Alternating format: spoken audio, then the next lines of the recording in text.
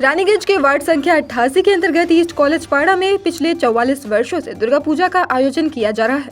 इस साल भी ईस्ट कॉलेज पाड़ा सार्वजनिक दुर्गोत्सव समिति द्वारा पारंपरिक विधि विधान का पालन करते हुए दुर्गा पूजा का आयोजन किया गया, जिसका उद्घाटन राज्य की मुख्यमंत्री ममता बनर्जी ने वर्चुअल तरीके से किया। इस मौके पर रानीगंज के विधायक तापस बनर्जी, रानीगंज के BDO अधिकारी शुभजीत गोस्वामी, ACP सेंट्रल 1 बिस्वाजीत नस्कार, रानीगंज थाना प्रभारी विकास दत्ता, रानीगंज थाना के सेकंड ऑफिसर अजय बाग, तृणमूल कांग्रेस रानीगंज शहर के अध्यक्ष सह पार्षद रुपेश यादव, रानीगंज बोरो चेयरमैन मुजम्मिल शहजादा अंसारी, वार्ड पार्षद नेहा साव, मंदिर कमेटी के अध्यक्ष मानस तापोदर, सचिव बिरजू साव, पंकज साव, प्रभात सिंह, अंकित साव, करण साव और संजय साव समेत दमकल विभाग के अधिकारी भी मौजूद रहे। इस दौरान मंदिर कमेटी के अध्यक्ष मानस तापोदार ने बताया कि पिछले 44 वर्षों से यहां पारंपरिक विधि विधान के साथ दुर्गा पूजा का आयोजन किया जाता रहा है। उन्होंने कहा कि उनकी समिति थीम या लाइटिंग की बजाय पूजा के पारंपरिक पहलुओं पर ध्यान देती है, ताकि पंचांग के अनुसार मां की पूजा और अन्य विधि विधान सही समय पर किए जा सके। इसके अलावा इस दुर्गोत्सव में सांस्कृतिक कार्यक्रमों का भी आयोजन होता है।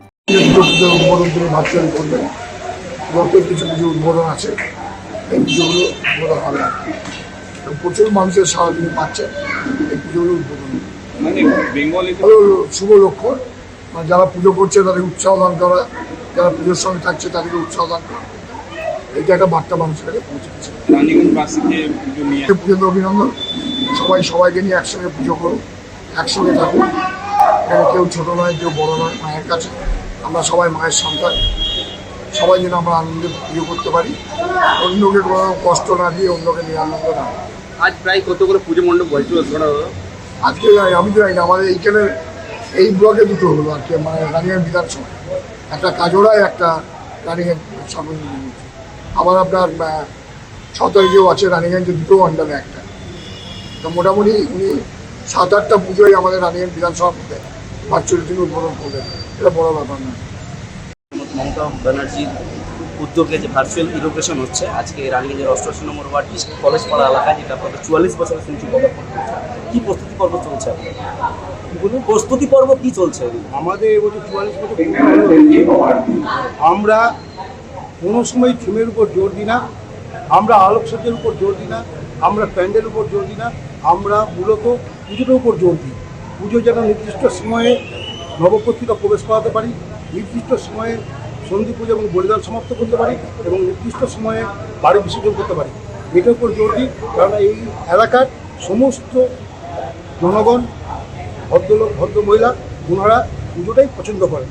আমরা সেই জন্য পুজোটার উপর জোর দিই, আমরা অন্য কোনো কিছুর উপর জোর দিই না। তা মূর্তির থিম বা আলোকসজ্জার কি নিদর্শন? আলোকসজ্জা যেটুকু করা দরকার সেটুকু আমরা নিশ্চয়ই করি, যেটুকু প্যান্ডেল করা দরকার সেটুকু নিশ্চয়ই করি,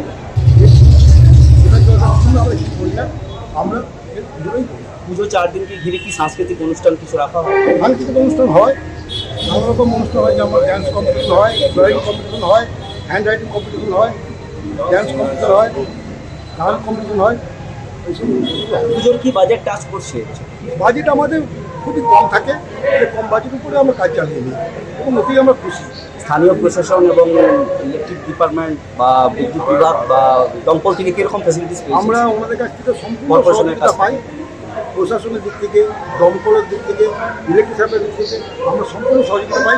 ওনাদের উপর আমাদের কোনো অভিযোগ নেই, আমরা যেটুকু আশা করি আমরা তার থেকে বেশি দেখি। আচ্ছা, মাননীয় মুখ্যমন্ত্রী যে প্রকল্প সেটা আপনারা অনুদান পেয়েছেন?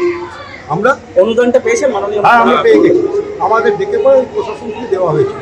এখনো পর্যন্ত মানে উদ্ঘাটনের কতটা পর্ব চলছে? ভার্চুয়াল উদ্ঘাটন কত পর্ব চলছে?